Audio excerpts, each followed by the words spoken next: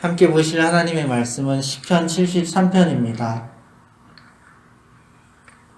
시편 73편 26절부터 28절 말씀을 함께 보시겠습니다.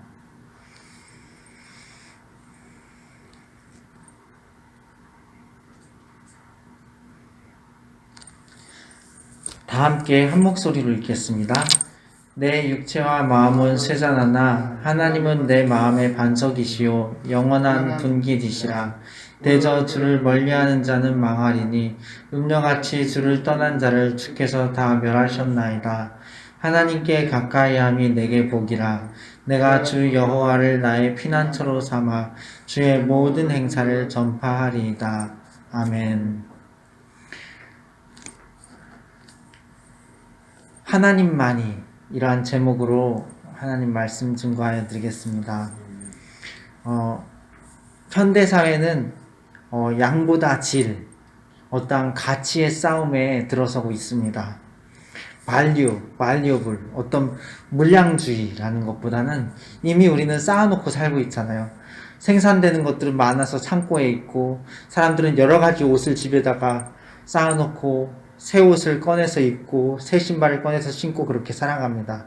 그래서 우리에게 있어서 어떤 양의 싸움은 이제 현대사회에서 더 이상 어떤 싸움의 중심적인 어떤 초점이 되지 못하는 것 같습니다. 현대사회에서는 이제 질의 싸움입니다. 가치의 싸움. 어떤 것이 더 가치 있는 일인가? 어떤 것이 더 유익한 일인가? 이러한 일에 어떠한 투쟁이 있는 것 같습니다. 사람들은 진리를 찾아 헤맵니다. 그리고 사람들은 진짜를 찾아 헤맵니다. 헌금 같은 경우에도 어느 대형교회의 말을 들어보면 아무리 환난 같은 그러한 삶을 살아가는 젊은이들이라 할지라도 헌금의 사용처가 분명하게 그렇게 잘 투명하게 되어 있으면 힘을 다해서라도 헌금을 하더라, 그런 얘기를 들어본 적이 있습니다. 그래서 우리가 사람들을 보면 진짜를 찾고 있구나, 진짜 진실한 것들, 정말 가치 있는 일들, 정말 내가 목숨을 내놓을 수 있는 일들, 내가 내 평생을 바칠 수 있는 그러한 일들을 사람들이 찾고 있구나라는 것을 알 수 있습니다. 더 나은 가치를 추구하고, 그리고 더 나은 가치의 추구를 존중하는, 그리고 그러한 것들을 존경하는 그러한 현대 기독교의 흐름이 되고 있는 것입니다. 그래서 물적인 변화보다는 질적인 변화를 원하는 그러한 우리의 현대 기독교가 아닌가 생각을 해봅니다. 하나님이라는 가치보다 더 값진 것은 없습니다. 어느 대형교회 새벽 기도에 한번 가본 적이 있는데, 예배당 한쪽 벽에 이렇게 붙어 있었습니다. 중등부 수련회 구호였는데 보니까 하나님이 나의 비전입니다, 이렇게 적혀 있었습니다. 그렇습니다. 하나님이 모든 것이십니다. 그 어린 아이들이 하나님이 나의 목표 비전입니다라고 고백한 것처럼 우리 그리스도인에게 있어서 하나님은 모든 것이 되십니다. 참으로 하나님은 또한 모든 것을 갖고 계십니다. 우리가 추구해야 할 궁극적인 사랑과 예배의 대상이 곧 하나님이시라는 것입니다. 그래서 우리가 하나님께 나아갈 때 우리는 하나님을 얻고, 또 우리가 하나님께 모든 것을 드릴 때 우리는 하나님을 통해서 모든 것을 받습니다. 돈은 말합니다. 나를 벌어라, 그리고 모두 잊어버려라. 시간은 말합니다. 나를 따르라, 그리고 모두 잊어버려라. 미래는 말합니다. 나를 위해 싸워라, 그리고 모두 잊어버려라. 그러나 하나님은 말씀하십니다. 단지 나를 기억해라, 그리고 너에게 모두 다 주겠다. 이런 좋으신 하나님이십니다. 그리스도의 복음을 듣고 그 구원을 얻는 가치보다 더 중요한 가치는 이 세상에 존재하지 않습니다. 어느 누가 말했던 것처럼 우리 이 땅에 아직까지 복음을 한 번도 들어보지 못한 사람들이 존재하는 이상 복음을 한 번 이상 들을 자격이 있는 사람은 아무도 없다, 이렇게 얘기를 합니다. 그러니까 이미 복음이 전파되지 않은 곳에 전하기를 힘써야 된다는 것이죠. 우리의 복음 선교도, 우리의 전도도, 우리의 교육과 양육도 그러한 방향으로 흘러가야 된다는 것이죠. 복음이 정말 필요한 사람들, 정말 환난 중에 있는 고아와 과부를 돌아보는 그러한 진정한 경건 가운데서 우리가 경건의 능력인 복음을 잘 선포해야 되겠습니다. 그래서 선교의 필요성도 우리가 생각을 해봐야 됩니다. 이 땅에는 아직도 많은 사람들이 그리스도의 복음을 들어보지 못했습니다. 미전도 종족들이 있다는 것입니다. 자생적으로 그들이 선교를 할 수 없는 종족들이 존재합니다. 자생적으로 교회가 존재하지 못하는 그러한 아직 커 있지 않은 그러한 종족들이 존재합니다.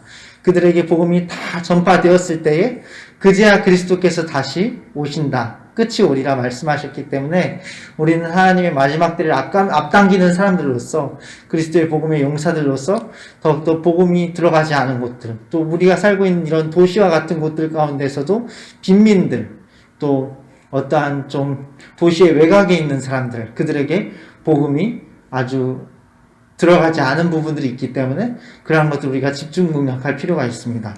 그래서 선교에 대한 어떠한 그런 전략 가운데 한 이야기인데요.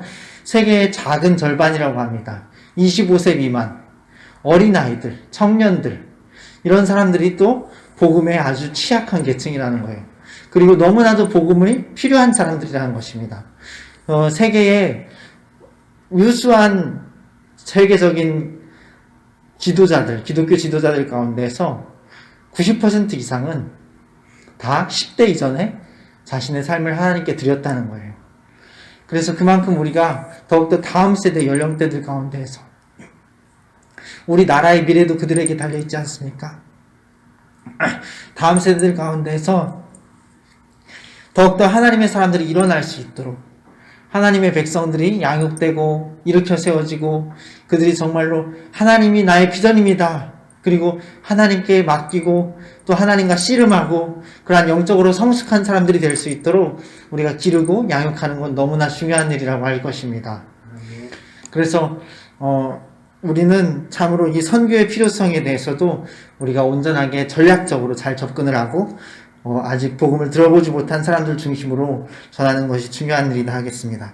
그리고 또 복음을 받는 사람들 입장에서는 어떨까요? 복음은 일단 받아들이기만 하면 값없이 구원을 주십니다. 참으로 무한한 사랑을 주십니다. 값없는 용서를 주시고 값없이 천국을 주시고 값없이 하나님과의 동행의 기쁨과 행복을 주십니다. 그것을 우리도 받아들이고 있죠. 근데 복음을 받아들이지 않는 한은, 복음을 거절한 이상 그들에게 그 경우에는 언제 다시 그들이 복음을 들을 수 있을런지, 언제 다시 복음을 받아들일 기회를 얻을 수 있을런지 그건 기약할 수 없는 일입니다. 그렇죠.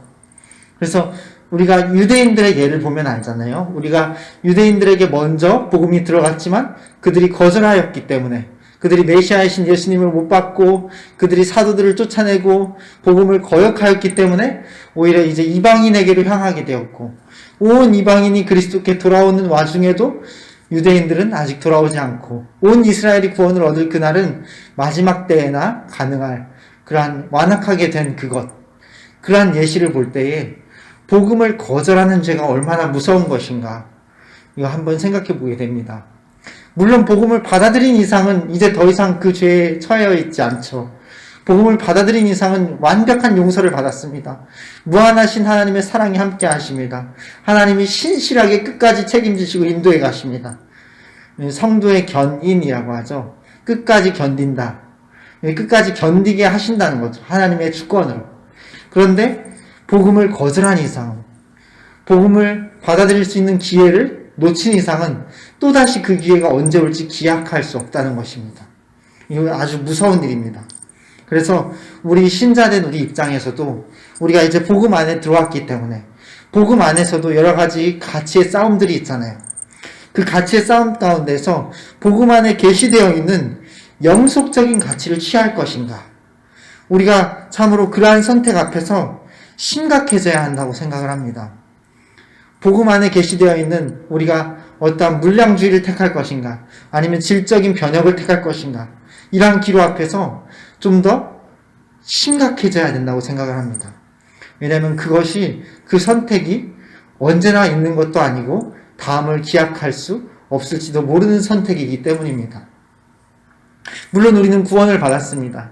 믿음으로, 은혜로, 하나님께서 은혜로 구원을 주셨습니다. 우리는 영원한 천국에 들어갑니다. 시민권을 얻었습니다. 하나님께서 이미 우리를 영원한 천국에 앉히셨습니다. 그러나 우리가 이 땅에서 살아가는 동안 우리는 선택의 싸움, 가치의 싸움에서 승리해야 됩니다. 저는 이런 생각을 해본 적이 있습니다. 내 인생은 그냥 엄마한테 웃어드리고 엄마랑 그냥 행복하게 살고 그냥 가까운 자그마한 이렇게 교회에 나와서 이렇게 출석하고 그냥 여기까지인가 보다.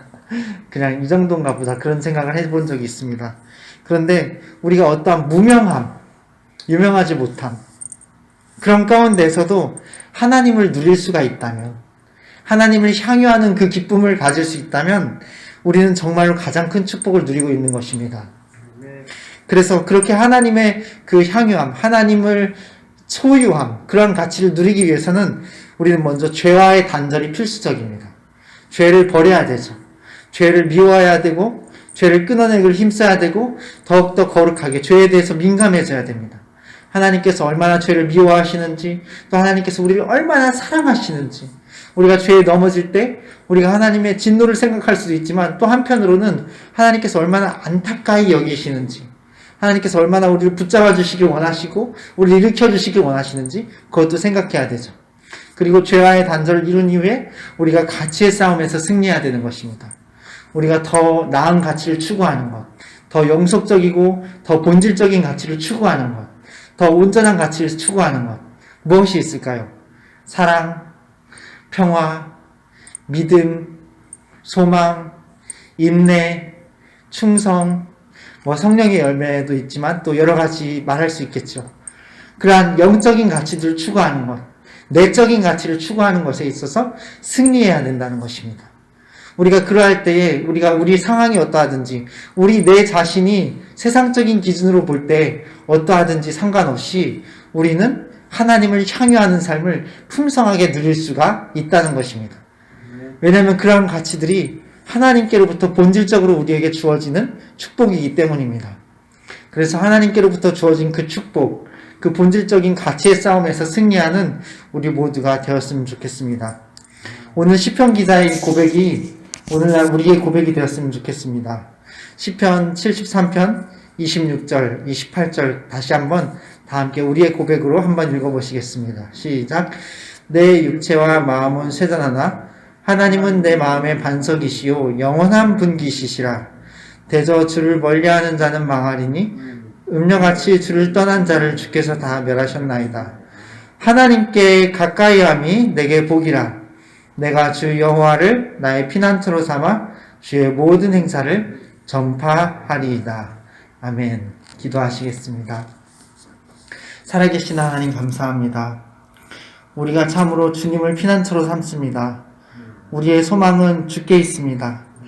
우리의 모든 것이 되시고 또 모든 것을 주시는 풍요로우신, 그리고 참으로 사랑으로 충만하신 하나님, 우리 가운데 충만히 계시옵시고 우리 가슴 가득 더욱더 흘러넘쳐서 우리 주위를 하나님의 것들로, 하나님의 가치로 가득 채워 주시옵소서.